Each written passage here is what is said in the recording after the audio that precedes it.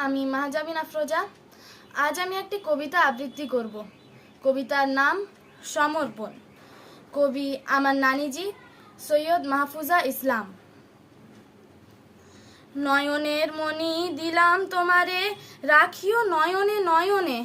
হৃদয় উপাড়ি দিলাম তোমারে, রাখিও হৃদয় মাঝারে। একে অন্যের পাশে থাকিও সারাটি জীবন ধরে।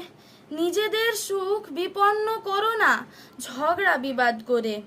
একজন রাগিলে পরে অন্যজন থেকো নীরব, তবেই জীবন সুখের হবে, ভালো থাকবে সব। ভুল ভ্রান্তি হতেই পারে, ক্ষমা করো নিজ গুণে, তবেই সবাই আশিস দেবে তোমাদের কথা শুনে।